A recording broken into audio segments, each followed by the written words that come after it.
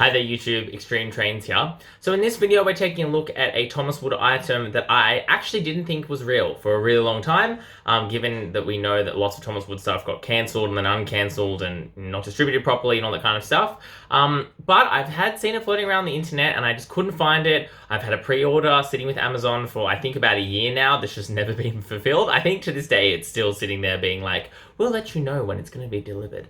But I finally managed to pick it up from a UK Thomas retail, and it is Etienne, I think. I don't know if I've said that correctly. I'm not very good at French. But as one of the few electric engines in this line, I'm really excited to crack this one open. Let's do it.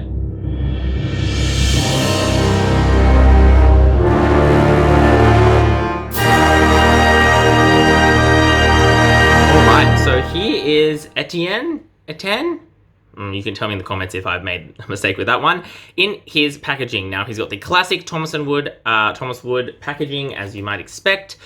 Interestingly, he's got this, which is kind of I assume, the multilingual back, which means he doesn't have a bio, which is really unfortunate. And then he also has this barcode, which I don't know what that means.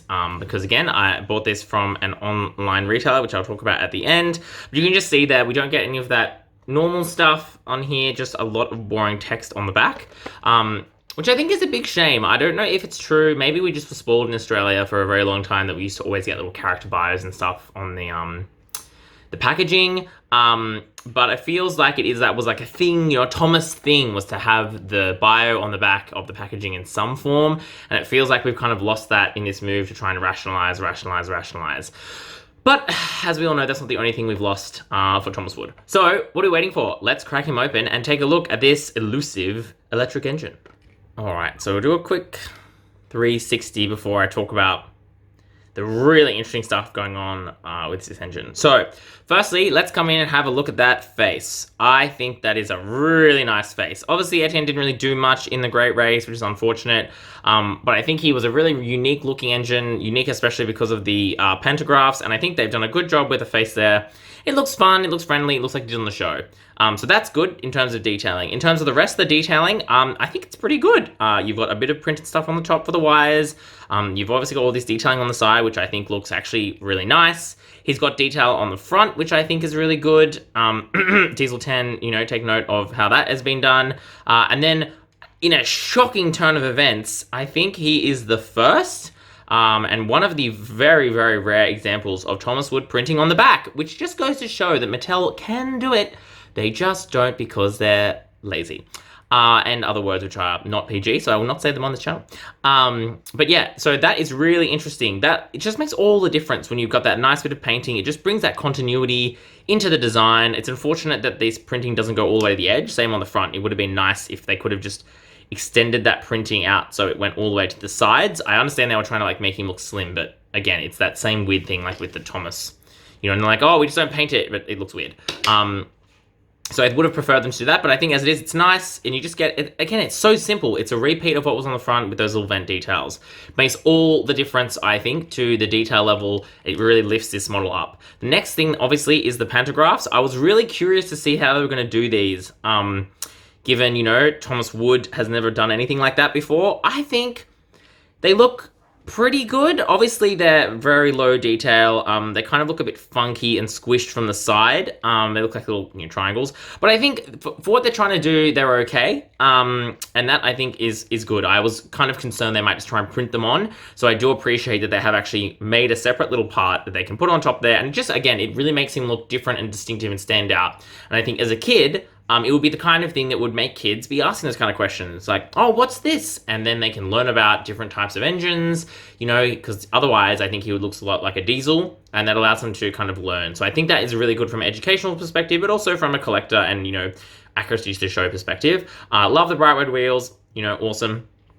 And then we've got the same deal on the bottom with the pin construction and then the kind of etched out name and these production numbers, if you know what they mean. You can tell me because I've got no idea. In terms of little things that niggle me, these can kind of move. Out of the packet, they were both pretty kind of skew whiff. So I kind of straightened. They feel like they want to sit straight. There's quite a bit of resistance to twist them and they kind of click back to being straight. But I don't know how they're attached. I gently tried to remove them to see if they were pinned in or screwed in, so I don't know how they're in there. which is good because I was worried if they're going to fall out, that's a choking hazard, and also, you know, you can lose things. So it doesn't look like that's the case, but I don't like things that can move around when they probably shouldn't. That just doesn't give me good vibes. And it's the same for his face. So if you have a look at this, you can like see I can move his face up and down. If you listen, he goes move down then.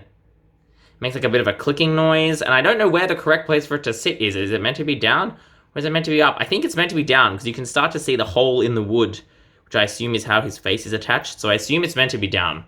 But yeah, that's a little bit of a, not a good quality thing. I'm not totally enthused by that, but otherwise, this is a pretty decent looking model, and I'm more impressed than I thought I would be, given the Thomas Wood kind of situation as we all know it.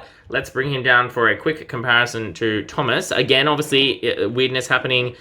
This was just on top of my Thomas Wood collection. It's not the painted version, obviously. You can see, again, the size thing is a little bit weird. But again, I think they've done a good job of, because they've made him nice and big and square, it is less... Well, I want to say it's less bad. Nah, it's still pretty ick. Like, in the old Thomas Wood and Runaway, he would have been a dual bogeyed engine. So I think in comparison, he looks a bit funny, but for what he is, I think he is pretty decent. So let's very quickly talk about availability and price. Okay, so this is an incredibly hard model to find, and I don't know why it was so poorly distributed. A lot of the other repainted engines were far easier to find. They were on Amazon, you know, you could get them on online stores. Some of them ended up in Australia. I've seen a couple of stores back when they used to actually stock Thomas Wood, having the repainted versions of like Thomas and Diesel and the main cast. So I don't know why Etienne got missed somehow and became so hard to find, but yeah, he is so difficult to buy anywhere. I purchased him from Toodly Thomas UK, who I have had a bit of a mixed experience with. I can't remember if I spoke about it, but I know in my when I ordered some Bachmann stuff from them, they actually sent me the wrong items. They sent me like Annie and Clarabelle Bachmann N scale instead of the Troublesome Trucks. And then when I emailed them about it, they never replied. So that's a bit annoying. But that said, every other order I've got from them has been, packed really well, has arrived on time.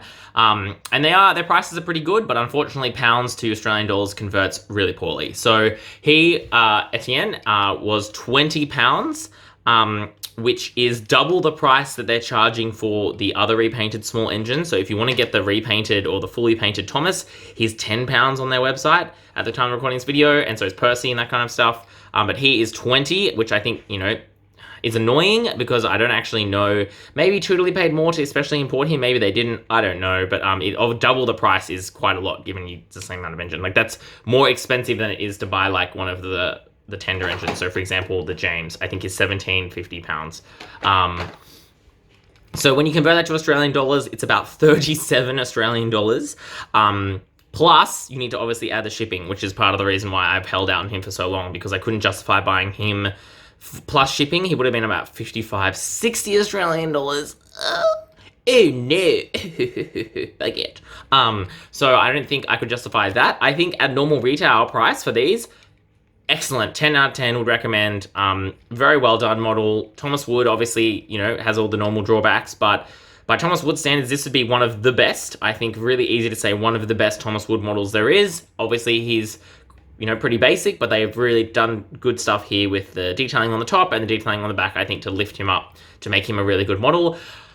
Given how hard he is to find, though, is he worth, you know, picking up for that really expensive price? Look, I don't know. He's a really obscure character. I don't think anyone's going to miss him. I appreciate having him because he is an obscure character, which means there's lots of storytelling potential and you know, there's play potential there because he's different. But in terms of whether you need to pick him up as a collector, totally on you, but he is very expensive, very hard to find, and only is going to get harder and harder to find as time goes on. So yes, in the end, do I recommend him? I think yes, but the asterisk is the price you're going to pay for him is probably very expensive, but he is a very, very good Thomas Wood model. So that is my thoughts on the Thomas Wood Etienne, but I would love to hear your comments below. As always, please do all the cool things you do on YouTube, like, subscribe, blah, blah, blah. And as always, that's all we've got time for. This is XtremeTrainz.